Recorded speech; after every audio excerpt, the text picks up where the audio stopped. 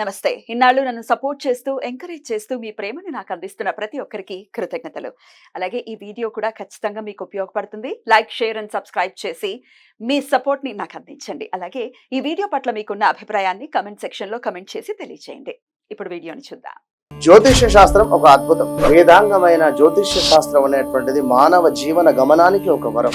జ్యోతిష్య శాస్త్రం నీ జీవితంలో వెలుగునింపే ఒక భాష. ఆ భాష నీకు అర్థమైతే ప్రకృతి నీతో మాట్లాడుతుంది. అస్ట్రాలజీ నేర్చుకోవాలి అనుకునే వారికి అద్భుత అవకాశం. మురళీధర శర్మ గారి అస్ట్రాలజీ క్లాసెస్ అతి త్వరలో మొదలు కాబోతున్నాయి. 100% జాబ్ గ్యారంటీ. వివరాల కొరకు సంప్రదించండి. నమస్తే, వెల్కమ్ టు అవర్ ఛానల్. నేను పద్మిని. ప్రస్తుతంతో పాటు ప్రముఖ ఆధ్యాత్మికవేత్త, ఆస్ట్రోన్యూమరాలజిస్ట్, వేదిక్ వాస్తు స్పెషలిస్ట్, శ్రీ విద్య మరియు హనుమత్ ఉపాసకులు బ్రహ్మశ్రీ డాక్టర్ సిస్లా జయశంకర్ గారు మనతో పాటు ఉన్నారు. మాట్లాడదాం. సార్ నమస్తే. సార్ అమ్మా ఆయుష్మతి భవ. నమస్కారం అమ్మా.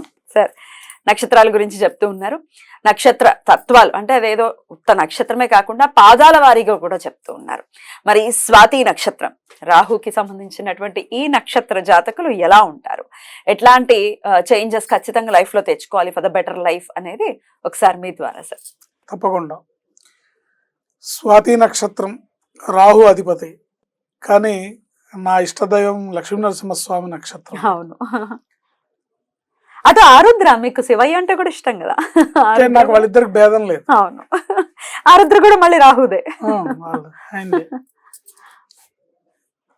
ఈ స్వాతి నక్షత్రానికి మహర్షి చెప్పిన లక్షణాలు ఏంటంటే దాతుడు, సుఖి, కృపకలవాడు, ప్రియభాషి, ధర్మబుద్ధి, విదేశవాసి. విదేశాల్లో బాగా కలిసి వస్తుంది వీళ్ళకి. రుణముండును, సంపాదించిన రుణం ఉంటుంది. బంధుద్వేషి, అల్ప సంతానం, ప్రతిదానికి రీజన్ కావాలంటారు, లాజిక్ కావాలి అంటారు. ఇలాంటి లక్షణాలు ఈ కామన్ గా స్వాతి నక్షత్రం వాళ్ళందరికీ ఉంటాయి. ఒకటో పాదంలో డిఫర్ చేస్తే ధైర్యము, ఉన్నత వర్గీయుల మైత్రి, వాగ్మి అంటే టాకిటివ్, బాగా మాటగారి, పరిస్థితుల ప్రభావాన్ని బట్టి మారుతూ ఉంటారు. పరిస్థితుల ప్రభావం వారి మీద ఎప్పుడూ ఉంటుంది. ఇది ఒకటో పాదంలో ఉన్న వాళ్ళ లక్షణాలు. రెండో పాదంలో పుట్టిన వాళ్ళ లక్షణాలు బలవంతుడు, ప్రాపంచిక విషయాభిలాషి, ఎప్పుడు న్యూస్ ఛానల్స్ మారుస్తూ బ్రేకింగ్ న్యూస్లు చూస్తూ లేటెస్ట్ న్యూస్ని ఫాలో అవుతుంటాడు. ఇప్పటి కాలానికి కరెక్ట్ పర్సన్. సత్యప్రియుడు, నాకు అబద్ధం చెప్తే నచ్చదు అంటాడు. నిజం కూడా అది ఏంటి, కానీ స్వార్థం ఉంటుంది. సో ఈ లక్షణం ఉంటుంది రెండో పాదం వారికి. మూడో పాదం వారికి టక్కరు, క్రూర మనస్కుడు, సిన్సియర్ వర్క్ మైండెడ్, నిరంతర కార్యాన్వేషిగా ఉంటాడు. కార్యంలో అప్రోచ్ని బట్టి మిగతావి కూడా సానుకూల పడతాయి.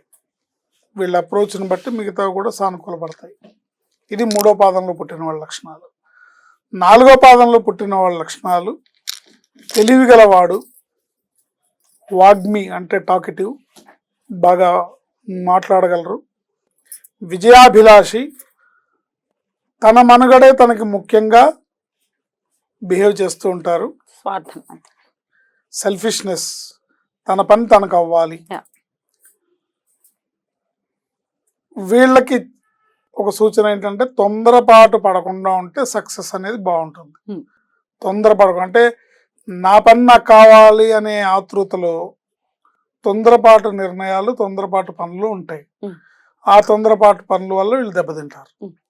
సో ఇవి ఈ నాలుగు పాదాల్లో పుట్టిన వారి లక్షణాలు. కామన్ గానే ఉన్నాయి. కొన్ని ఒక 2-3 పాదాలకే కొంచెం డిఫరెన్స్ ఉంది, కానీ కామన్ గానే ఉన్నాయి. మళ్ళీ ఇవి కూడా వాళ్ళ రాశిని బట్టి, గ్రహస్థితిని బట్టి మారుతూ ఉంటాయి. లగ్నాన్ని బట్టి కొంత మారుతూ ఉంటాయి. బట్ కామన్ ఇంగ్రీడియంట్స్ అయితే ఇవి ఉంటాయి గ్యారంటీగా. సో స్వాతి నక్షత్రం కొంత మనం చూస్తూ ఉంటే ఈ స్వాతి నక్షత్రం స్వానుభవాలతో చెప్తున్నాను, కొంత తిరుగుతూ ఎక్కువ ట్రావెలింగ్ లో ఎక్కువ ఉండటం అది చూస్తుంటారు. తిరుగుతూనే ఉంటారు. ఆడి కాళ్ళకి చక్రాలు ఉన్నాయిరా అన్న చందాన్లో ఉంటారు అని అంటారు. ఇది ఎంతవరకు కరెక్ట్ అని అనుకోవచ్చు? కరెక్టే. ఉమ్. వీళ్ళు ఎక్కువగా విదేశాలకి Yeah. వెళ్తూ ఆ ఉంటారు. పాయింట్ కూడా మనం ఉమ్. చెప్పారు. విదేశాల్లో ఎక్కువగా సక్సెస్ అవుతారు. ఎందుకంటే రాహు ఎనర్జీస్ ఎప్పుడు కూడా విదేశాల్లో సక్సెస్ ఉంటుంది.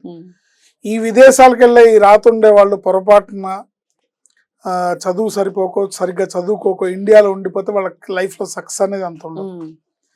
కొద్దిగా చదువుకొని వాళ్ళు విదేశాలు వెళ్ళిపోతే వాళ్ళ లైఫ్ బాగుంటుంది అక్కడ. అన్ని రకాలుగా కూడా అనుకూలిస్తాయి పరిస్థితులు, ఆర్థికంగా బాగుంటుంది. కానీ ఎంత సంపాదించినా కూడా కొంత రుణం అయితే వీళ్ళకి ఉంటుంది, అప్పులు అయితే ఉంటాయి. వాటి నుంచి చాలా మందిని చూస్తుంటాం, అక్కడ వింటూ ఉంటాం, కోట్ల రూపాయలు సంపాదిస్తారు కానీ దానికి తగ్గట్టు అప్పులు కూడా ఉంటాయి. ఎంతో మంది వింటున్నాం, ఎంతో మంది క్లయింట్స్, ఎన్ఆర్ఐ క్లయింట్స్ వచ్చిన వాళ్ళు చెప్తున్నారు వస్తోంది డబ్బులు కానీ అప్పులు మాత్రం తీరట్లేదు అని. మా బాగా కావాల్సిన వాళ్ళు పెద్ద సాఫ్ట్వేర్ కంపెనీని ఎస్టాబ్లిష్ చేసి కోట్లల్లో సంపాదించి మంచి సక్సెస్ఫుల్. బట్ ఇప్పుడు ఈ కరోనా టైంలో దెబ్బతిని అది ఇంకా కోలుకోలేకపోతున్నారు. ఇలాంటివి చాలా ఉంటాయి. బ్యాడ్ హ్యాబిట్స్ కానీ జస్ట్ బికాస్ ఆఫ్ రాహు కాబట్టి బ్యాడ్ హ్యాబిట్స్ ఉండేటటువంటి పరిస్థితి ఏమైనా ఉంటుందా? ఒకవేళ అటువైపుకి వెళ్తే ఎట్లా దాని నుంచి బయటపడడం ఎంత అవసరం వీళ్ళకి? బ్యాడ్ హ్యాబిట్స్ కన్నా కూడా వీళ్ళకి మెయిన్ ఒకటి, వీళ్ళ లైఫ్ లో జాగ్రత్త తీసుకోవాల్సింది ఏంటంటే, ఒకటి చెప్పుడు మాటలు వినడం కామన్ లక్షణం ఉంటుంది వీళ్ళకి, వింటారు. రెండు, ఇక్కడ మాటలు అక్కడ, అక్కడ మాటలు ఇక్కడ చెప్తుంటారు. బట్ మగవారైనా కూడా, మగవాళ్ళు కూడా అంటే ఇప్పుడు కామన్ ఫ్రెండ్స్ ఉన్నారనుకోండి, ఈ ఫ్రెండ్ విషయాలు ఆ ఫ్రెండ్ దగ్గర, ఆ ఫ్రెండ్ విషయాలు ఈ ఫ్రెండ్ దగ్గర, వాడు అలారా వీడి ఇలారా, నిన్న వెళ్ళాంరా ఇక్కడ ఇది చేసాం, వాడు ఇలా వాళ్ళ ఇంటికి వెళ్ళాం, వాళ్ళ ఆవిడ ఇలా ఉంది. సో ఇలాంటి అంటే అన్నెసరీ థింగ్స్ కూడా షేర్ చేస్తుంటారు. ఇక్కడ మాటలు అక్కడ, అక్కడ మాటలు ఇక్కడ చెప్తూ ఉంటారు. ఆబ్జెన్స్ లో మాట్లాడుతుంటారు, మూడో వ్యక్తి ఆబ్జెన్స్ లో ఆ మూడో వ్యక్తి గురించి మాట్లాడుతుంటారు. ఈ లక్షణాన్ని వీళ్ళు తగ్గించుకుంటే మంచిది. అండ్ చెప్పుడు మాటలు వినేటప్పుడు కూడా, ఎవరన్నా ఏదన్నా చెప్పినప్పుడు కూడా ఇది ఎంతవరకు సమంజసము, ఇది ఎంతవరకు సత్యానికి దగ్గరగా ఉందనేది గ్రహించి వీళ్ళు ముందుకెళ్తే బాగుంటుంది. ఇక దైవారాధన విషయం చెప్పండి సార్. ఏ దైవారాధన ఖచ్చితంగా జీవితాంతం చేసుకోవాల్సిందే? వీళ్ళు దైవారాధన వాళ్ళ ఇష్టదైవం, ఒకవేళ అమ్మవారి ఇష్టదైవం అయితే దుర్గామాతను ఆరాధించాలి.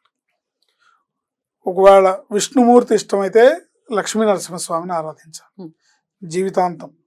ఒకవేళ అమ్మవారి ఇష్టమైతే దుర్గే దుర్గే రక్షిణమ్మ అనే మంత్రాన్ని నిరంతరం స్మరించుకుంటూ మంగళవారం శుక్రవారం అమ్మవారిని దర్శించి అమ్మవారికి పూజ చేసి, అమ్మవారి దుర్గా సహస్రనామం, దుర్గా సప్తశతి లేదా దుర్గా సప్త శ్లోకి లేకపోతే దేవి ఖడ్గమాల ఇలాంటి అమ్మవారికి సంబంధించినవి అయితే ఇలా చేసుకోవాలి, చేసుకుంటే మంచిది.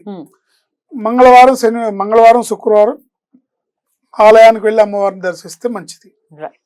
ఏంటి అలాగే ఒకవేళ విష్ణుమూర్తి ఇష్టమైన దైవం అయితే కనుక లక్ష్మీ నరసింహస్వామి దర్శించడం, స్మరించడం, ఉగ్రం వీరం మహావిష్ణు శ్లోకాన్ని చదువుకోవడం, ఉగ్రం వీరం మహావిష్ణుం జ్వలంతం సర్వతోముఖం నృసింహం భీషణం భద్రం మృత్యుమృత్యుం నమామ్యం. ఈ శ్లోకాన్ని, ఇది మంత్రపూర్వకమైన శ్లోకం నరసింహస్వామిది.